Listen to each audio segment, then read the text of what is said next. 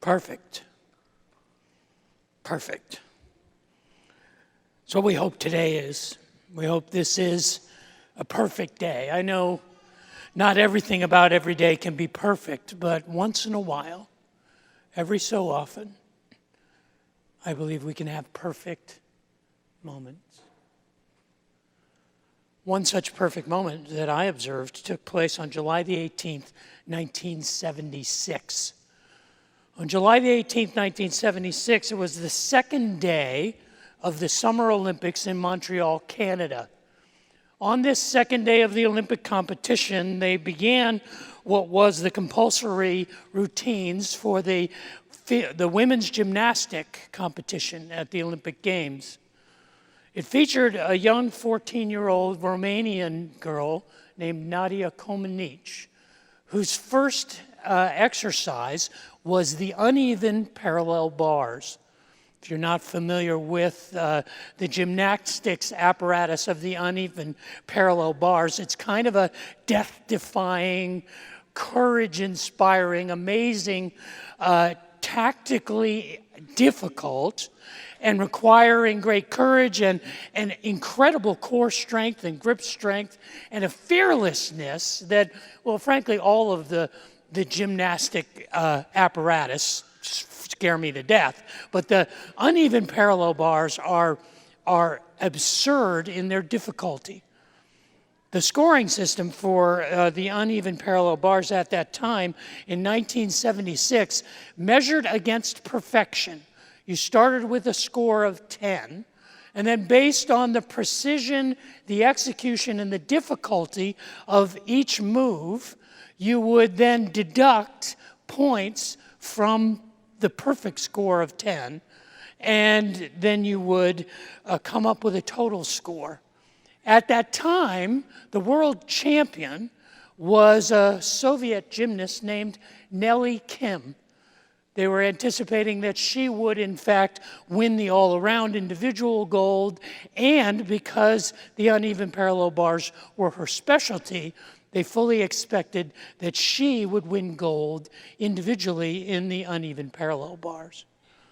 That was until a 4'11", 85-pound, 14-year-old Nadia Comaneci stepped up and did this routine, 23 seconds long. Watch Nadia's routine. She jumps under the bar and then moves directly into a handstand, does a move that had never been done coming up in Olympic competition right there. And you'll see Nellie Kim in just a moment, who sees, things are not going well. She's watching Nadia do her routine and she knows, I can't beat this. She then does a salto reverse twist and nails the landing. And the judges deemed that her routine, for the first time ever in international Olympic competition, was perfect, a 10.0. What is perfection? What is it? We use the word perfect all the time. We talk about a perfect game or a perfect meal or a perfect day, a perfect sunset. We talk about a perfect pitch or having perfect pitch. We understand that perfection is something that is elusive, but we talk about it all the time. We talk about how practice makes perfect. We talk about how it is possible not to get caught up, but if we focus on progress, we might wind up at perfection. The famous football coach Vince Lombardi was famous for saying that if we pursue perfection, even though it is impossible, we will wind up at excellence. Perhaps you've seen the meme that basically says that no one is perfect, and this is why pencils have erasers. It was Voltaire who famously said, perfect is the enemy of the good. And it was the famous physicist, Dr. Stephen Hawking, who said this about perfection. One of the basic rules of the universe is that nothing is perfect. Perfection simply doesn't exist. Without imperfection, neither you nor I would exist. Now, I certainly won't get in an argument with Stephen Hawking about theoretical physics, but I will disagree with him and his philosophy, and particularly his theology, because I believe that perfection is in fact possible and that it exists more often than we really ever realize. It was in the Sermon on the Mount, Jesus' most famous sermon that's recorded in Matthew chapter 5, where he threw down 3 challenges to men and women of faith, to all of us, to his audience there, and for 2,000 years of readers of his words. And his 3 challenges were that you should be the salt of the earth, that we should be the light of the world, and that we should be perfect as our Father in heaven is perfect. In Matthew 5:48, he throws down the challenge, we are to be perfect. Was he lying? Was he just kidding? Was he encouraging us to be delusional? Or did he know something we don't know?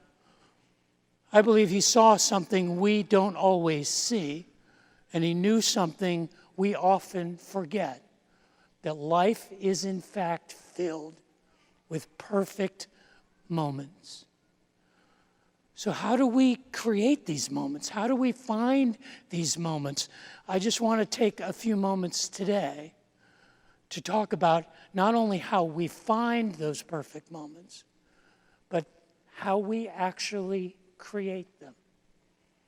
But before we talk about that, would you pray with me? Father in heaven, I would ask that the words of my mouth and the meditations of my heart would be pleasing in your sight.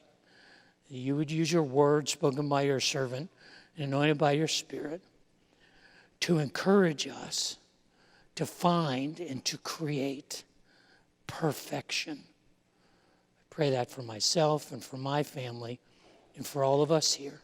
For I ask that in Jesus' name. Amen. So what did Jesus mean? Matthew chapter 5, verse 48. Be perfect, therefore, as your Father in heaven is perfect. What in the wide world of sports was he talking about? Well, how do you understand perfection? If you look up perfection in the dictionary, you'll find an extensive explanation of what perfection technically means. According to Webster's, the definition of perfection means either being entirely without fault or defect, or the satisfaction of all requirements, or corresponding to an ideal standard or abstract concept, or lacking in no essential detail, or of relating to or constituting a verb form or a verbal that expresses an action or state completed at the time of speaking or at a time spoken of. Synonyms for perfection are flawless, accurate, certain, sure, contented, satisfied, complete, absolute, unequivocal, unmitigated, and pure. This is how we understand perfect. Something that cannot be improved on, something that is complete, something that is full, something that needs no addition. 2,000 years ago, when Jesus was speaking to the crowd in the Sermon on the Mount, they understood perfection exactly the same way. The word that Jesus uses there, that Matthew records, is the word teleoi or teleos. And in the Greek language, the word teleos means to be attained, to reach the end, to fulfill a purpose, to complete or fulfill a promise, or to finish. They understood what we understood, but Jesus understood something that we don't necessarily understand. He saw something that we don't always see. What was it that he sees? What did he know? Well, I wanted to illustrate how Jesus sees perfection, how we can see perfection. So I went to our facilities team. We have an amazing facilities team here at Riverbend Church, and I went to them and I said, I need a black box. I need a black box, and I want you to make a black box, and I have an illustration of perfection that I'm going to do with that box. And the guys made me an amazing box. The problem is the illustration doesn't really work, because what I wanted to illustrate was that we just see the black. But you know what perfection is? Perfection is the light that shines through like the stars in a night sky. Yeah, you can't really see that, can you? I realized once we couldn't get the light bright enough. But the point was, the idea was, that perfection we experience in moments. There are moments of perfection that we observe, that we experience. Those perfect sunsets, those perfect meals, the perfect smile of a newborn infant, the perfection of finishing a project that you have worked on for months or for years, the perfection of a graduation, the perfection of a moment that could not possibly be improved. And these are like stars in the night sky. But Jesus doesn't just want us to observe that which is perfect. He wants us to actually create it. If you look very carefully at Matthew 5:48, he says, "Be perfect, therefore." You're taught when you become a student of theology that when you see therefore, you ask, what is it there for?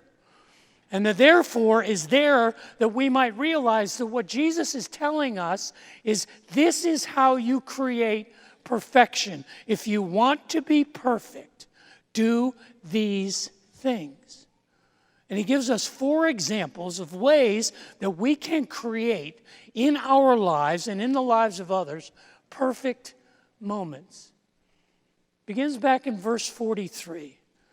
And the first way that we create perfect moments is by loving our enemies. When we love our enemies, we get a glimpse of perfection. Now, I know this is easy to say. It's hard to do because I think we all are aware that people are annoying. People can be completely difficult, much less the people who disappoint us, or the people who betray us, or the people who hurt us. But when we love our enemies, what does he say? He says, "You have heard it said, love your neighbor and hate your enemy. But I say to you, love your enemies and pray for those who persecute you. And that way you may be children of your Father in heaven." So how do we really love our enemies? Does it mean that we don't have our feelings ever hurt? Does it mean that we are constantly trying to mend fences with people who don't want to mend fences with us? I think the clues are right there. He says, pray for those who persecute you. The word prayer, the idea of prayer in the Hebrew mind, it literally means to draw near. It literally means to approach, to make an offering to. When we pray for those who persecute us, we are drawing near to them in their woundedness, in their perspective, seeing things from their point of view. In the most dramatic cases, we go to them and we seek to restore. And then he says that you may be like children of your Father in heaven. And I think the whole key is not to be childish, but to be childlike. Because children don't have to learn how to have their feelings hurt. What they have to learn is how to hold a grudge. And they learn that from us. Because children want restoration. They want to repair relationships. And to be childlike is the attitude that allows us to perhaps create perfect moments, because we know it when we see it. When we see that undeserved, unmerited love, that forgiveness, that restoration that makes no sense, those are perfect moments. We see perfect moments when we love our enemies. The second way we create perfect moments is we create perfect moments when we offer everyone our best. when I offer everyone my best, regardless of whether or not they are familiar or whether or not they are a stranger, whether they are a person that I respect or a person that I despise, we offer everyone our best equally. It is the ultimate demonstration of genuine equality. I don't know about you, but I think we've lost what equality means. We've lost track of what equality really is. I noticed probably 18 months, 2 years ago, that we were conflating our syntax. We were conflating two words that don't mean the same thing. I remember the first time that I heard it, I said, those two words don't mean the same thing. And they are the words equality and equity. They're not synonyms, they're antonyms. Equity is the opposite of equality. You see, equality seeks to find out how we are the same. Equity seeks to find out how we are different. Equity seeks the outcome and how the outcome is measured, and equality seeks simply the opportunity. Equality seeks restoration and it seeks healing. Equity promotes division and is incendiary. But true equality, you know what true equality looks like? It looks like what Jesus says in verse 45. He says that God makes his sun to shine on the evil and the good. And he makes the rain to fall on the righteous and the unrighteous. Without discrimination, God shares his best with everyone, without regard for whether they deserve it, whether they have earned it, whether they are worthy of it or not.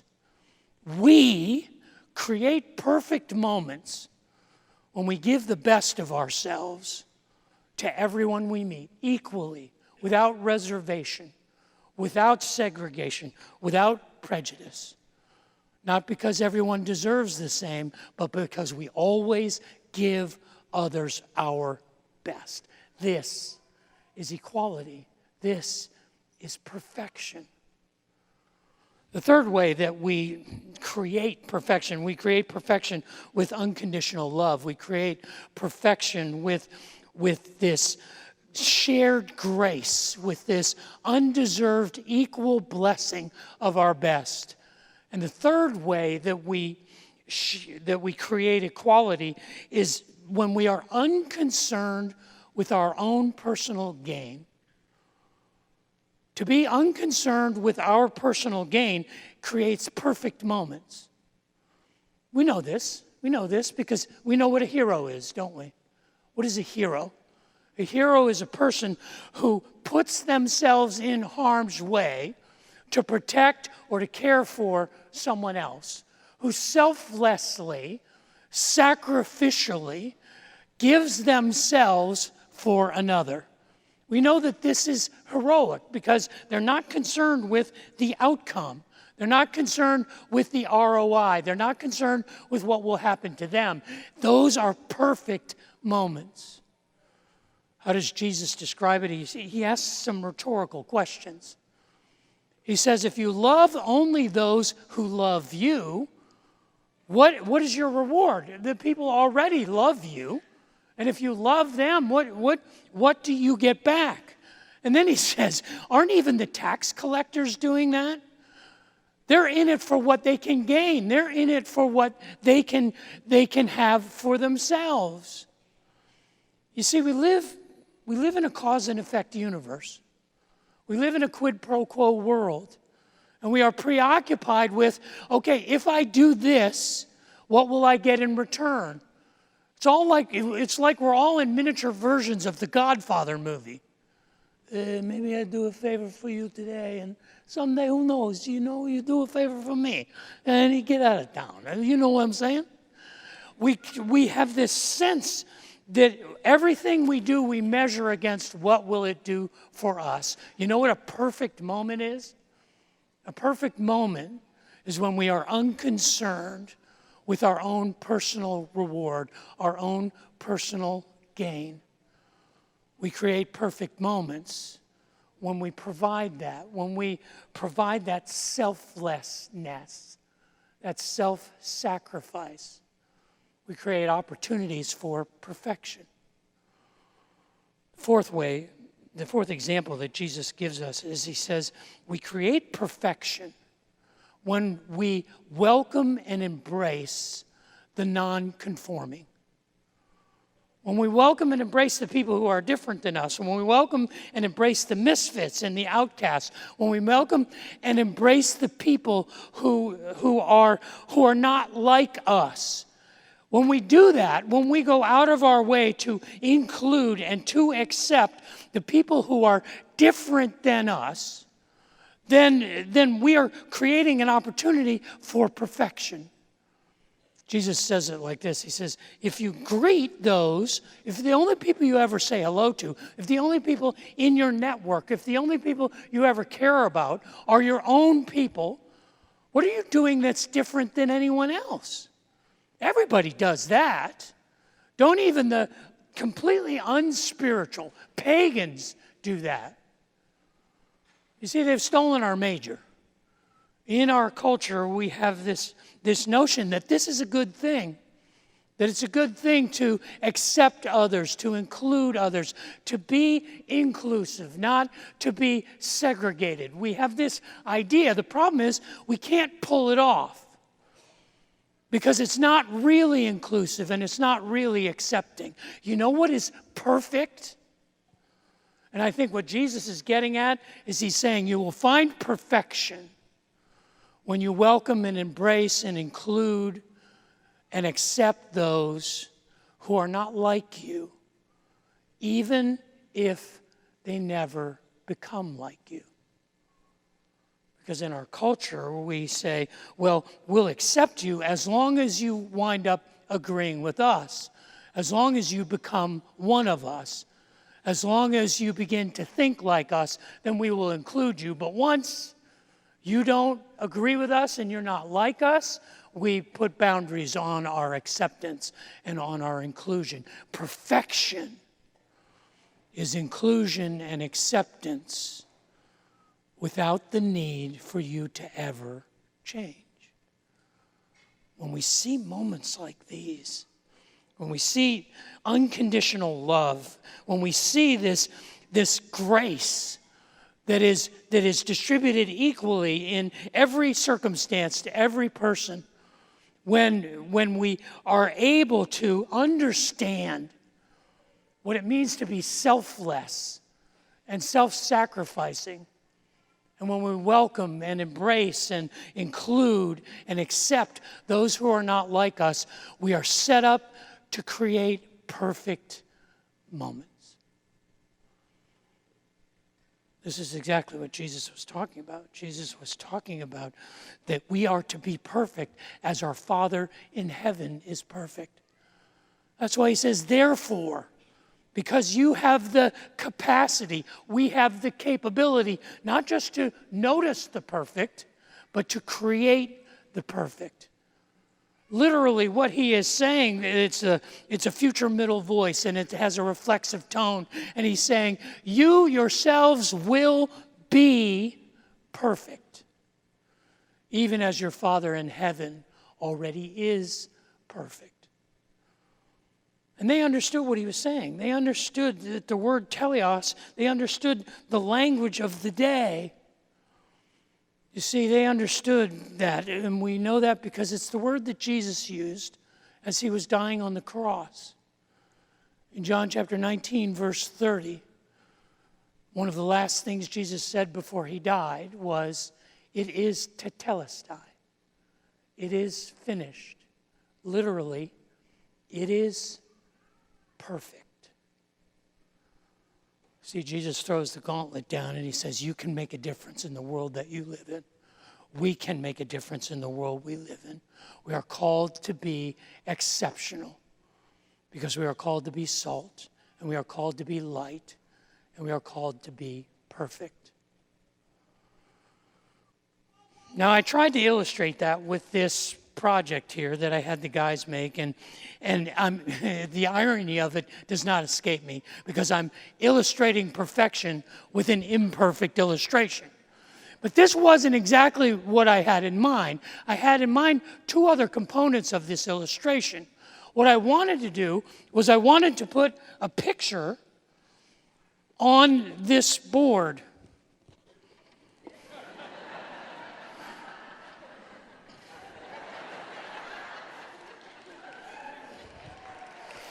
I know.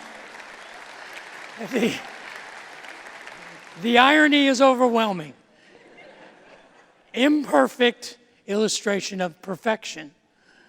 But what I was hoping to illustrate was that you wouldn't see that there are holes all in this picture, and then I would dramatically turn on the light.